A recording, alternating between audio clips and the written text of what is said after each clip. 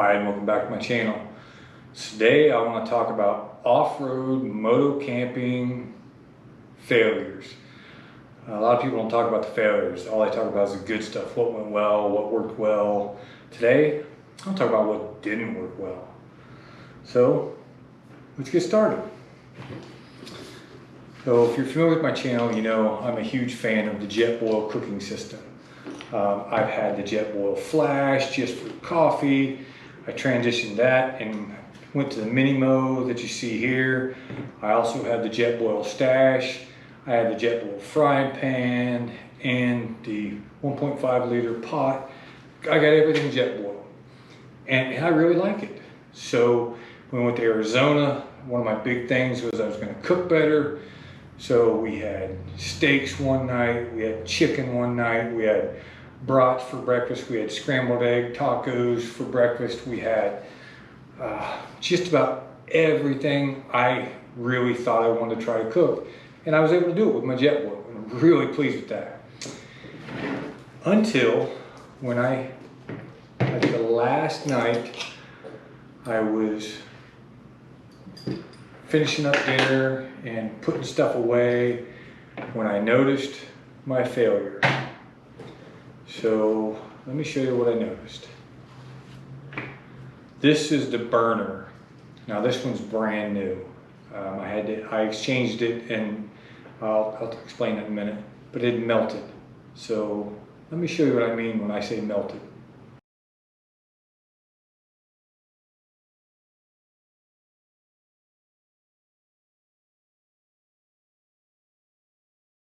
Okay, so this part had melted, and when I got home, it still worked, and I used it. When I got home, I went back to REI where I purchased it, and I took it to them, and the first thing they said was, user error. You know, I accept when I do something wrong. I said, well, what do you mean user error? And the guy says, well, if you use non-Jetboil products, i.e. a different pan, different whatever, you can have issues. I said, well, I don't. Everything I have is Jetboil. Not only is everything I have Jetboil, but I've got it all filmed. So they kind of stopped and they took a look and they went back, and the young lady came back and she says, well, we're going to exchange it for you, but if it happens again, you need to look at a different system.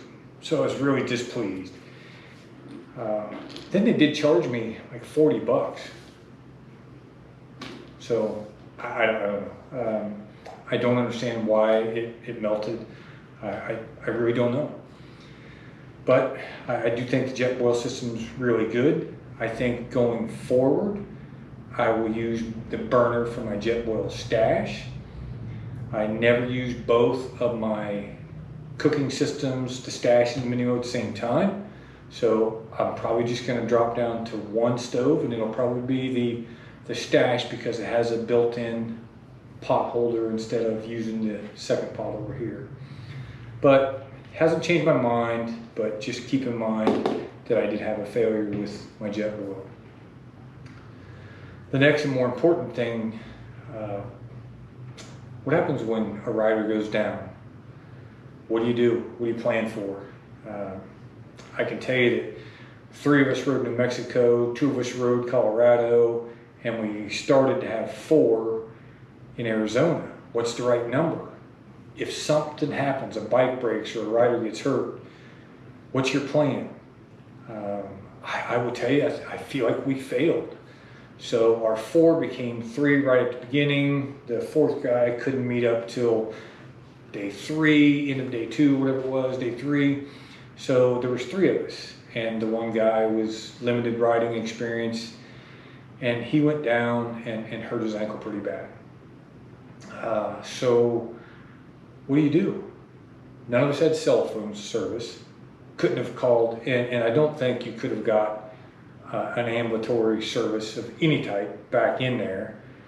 Are you prepared to ride the injured rider out? That was the first things that came to mind, and you just don't know how hard that was going to be. I don't know. don't know what the trail looks like in front of us. Hindsight, I wish we would have turned around and came out.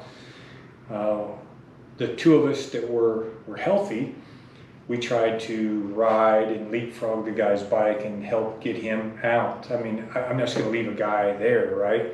Oh, you're hurt, well, we'll see you tomorrow. So we did what we had to do, but it was very taxing on all of us. The guy that was hurt, he felt more comfortable trying to limp/walk through the real rough sections than he did trying to ride his bike for fear of going down again. So the two of us that were healthy would ride our bikes through, one of us would walk back at the other bike, ride through, and we went on and on.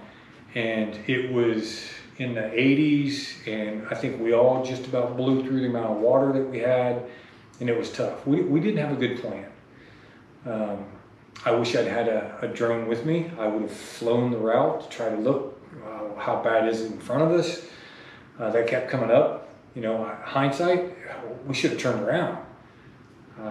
We were on the last loop of the first day, get us back to a hardball paved road, and we would have been better off if we would have just turned around first time. I think the guy could have rode his bike all the way out and been easier. Instead, we spent 3 or 4 hours going 5 miles without a really good plan. At one point, heat exhaustion came up with the injured rider. He was struggling. That night, he was able to get to a hospital, and we got his bike taken care of and all those things, but they were questions that were brought up. What do we do?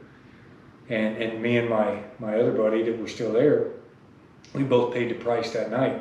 Not enough water. We both cramped really bad from the heat and the physical exhaustion.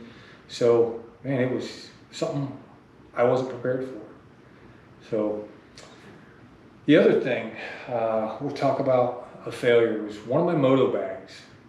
So the next failure is one of my LoneRider pieces of equipment I call failure. If you've seen my review on this piece goes on the top.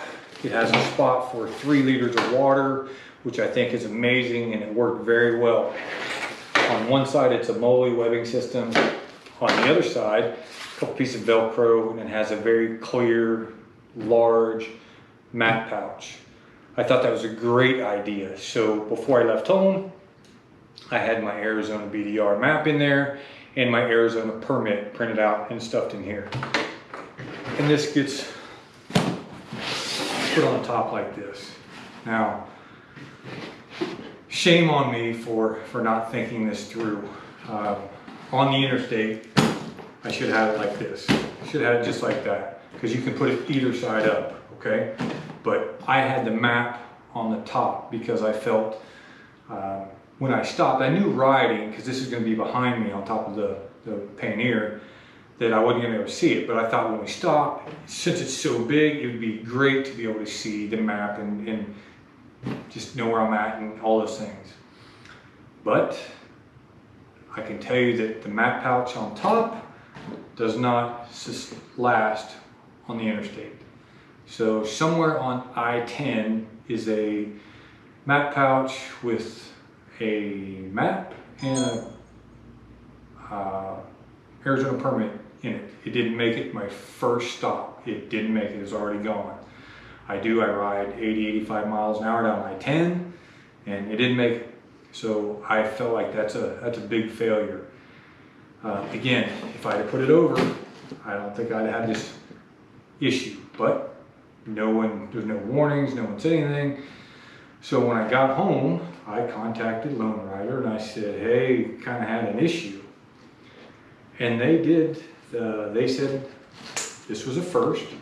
They've never had this issue before. And they were really nice to sell me a replacement. Did you hear that? Sell me a replacement.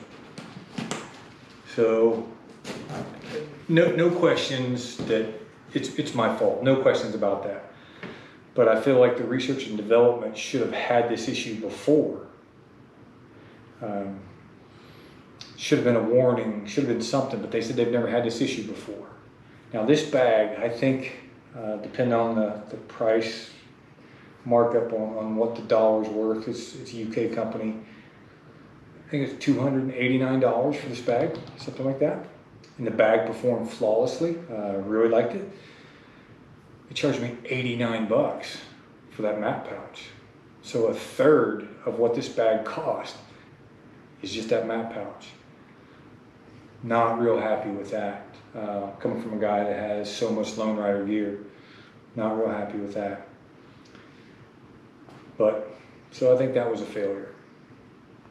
Big failure. Didn't make the first fuel stop. Again, if you flip it over, and that's a big tip, run it with that side on top, at least on the interstate. When you get off-road, flop it over, I think you'll be okay. All right, so just a couple little failures, plan accordingly. Keep that in mind on your mat pouch. All right, hope you got something out of this real quick, short video. If you did, please like and subscribe to my channel. Keep an eye out on the next video. Thank you, have a great day, be safe.